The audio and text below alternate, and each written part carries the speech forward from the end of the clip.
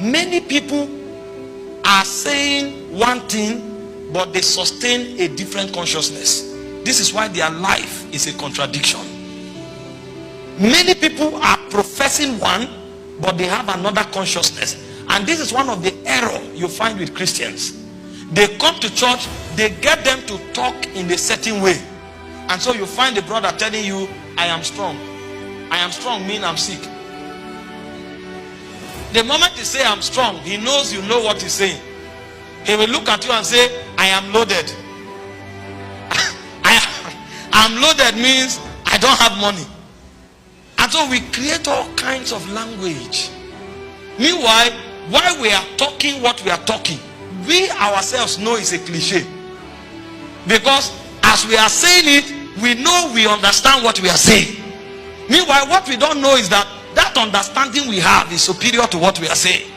When I'm telling you I'm loaded, and me and you know what I'm saying is that I'm poor, that mentality we have is superior to what we are saying. Because God is able to do exceeding abundantly above what you ask and think.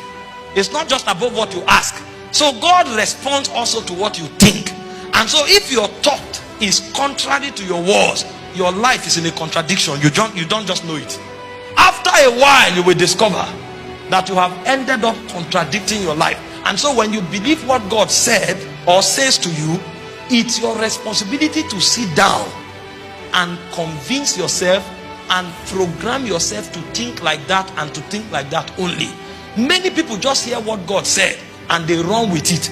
They never sat down to convince themselves.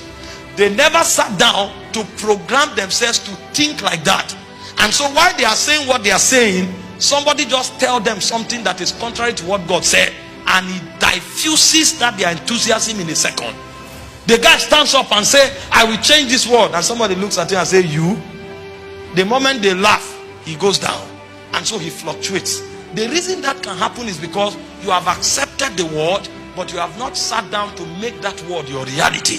It's your responsibility to sit down. Because when you start building imagination, you will discover there are two dimensions to imagination. The first aspect of imagination is what we call reasoning. In the Greek word, you will see that this word is used interchangeably for the mind. The first word used for imagination is the word logismos. And logismos means arguments and reasoning.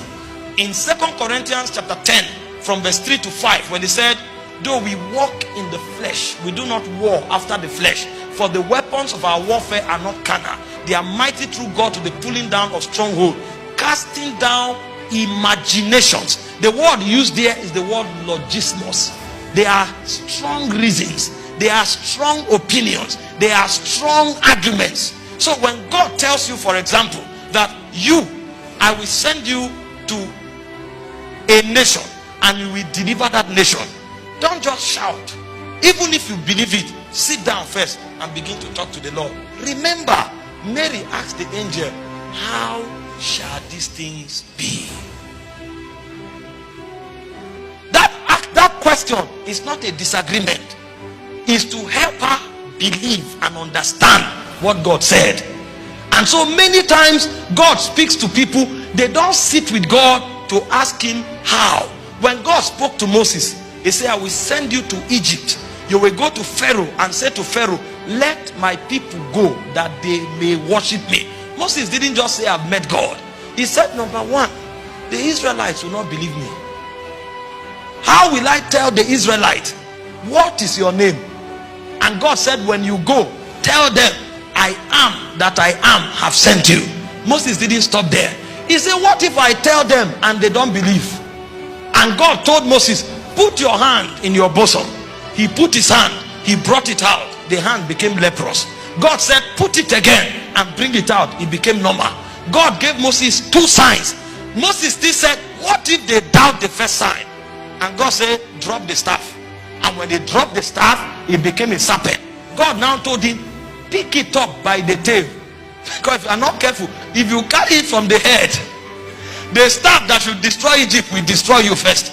And God told him, pick. Do you see why people's calling destroy them?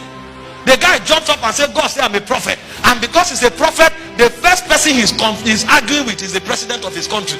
And then they arrest him, put him in Kirikiri prison. He is waiting for angels to come and no angel shows up. Because he carried the staff from the head. You are a prophet, but you carried your staff from the head. If you had reasoned it with God, he would have told you, in the first 5 years of your life, be praying. You will start as an intercessor. And then after 5 years, you will become a teacher. After a teacher, you will become an evangelist. After you become an evangelist, you will now build influence. Then you will become a prophet. Maybe it's on the 20th year of your calling that you can address government. But the guy woke up in the first 2 years of his calling because he looked at somebody and he said, your singlet is green. And the person said, my singlet is green. How did you know? The next time he stand up, he said, the government of this state is rebellious. The government. The moment he finished, while he's here prophesying, DSS will come. And then he's wondering, why are the other ministers saying it and nothing is happening? God told them to carry by the tail. You are carrying from the head. I'm telling you why people don't manifest. If you know how many young people are cut off, God told you that with you he will start the biggest company. And then you stand up, you say, God spoke to me. I don't need anybody. Because you heard Bishop Oyedepo say, I don't need anybody. Meanwhile, you don't have the revelation that authorized people to say that. But you heard somebody say, I don't need anybody. You too stand up. Before you say that, ask God.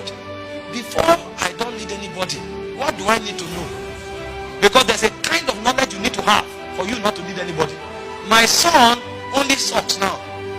If he says he doesn't need anybody, he will die in 24 hours.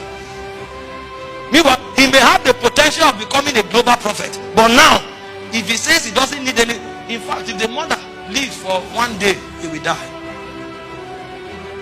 God is still alive, he will die. Hope you know that as powerful as Jesus was, when they wanted to kill the infant Jesus, God quickly mobilized Joseph. He said, run to Egypt.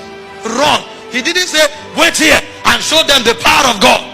Jesus would have died and there won't be any salvation. He said, take the child. The word is what? Child. This night, leave for Egypt. If you wait for tomorrow morning, Jesus will be killed. But when Jesus grew up, he said, no man taketh my life from me. He said, this commandment have I received of the Father. I have the power to lay down my life and to take it up. People shout without reasoning their calling. And so the first way to bet your ordination is logismus. You need to sit down and reason it out with God. Lord, I'm not afraid. Did you read the story of Gideon? I'm not afraid, Lord. But if you are the one saying this and this will happen, let the dew fall and it should not fall on my staff. And that night, the dew fell. It didn't fall on the staff. It fell everywhere. He said, Lord, sorry, I'm not doubting you.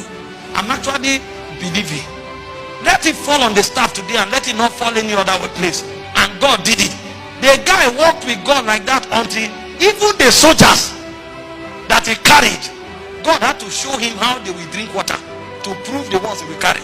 God had to send him to the camp of the Midianites for him to believe. See, it's called logismus.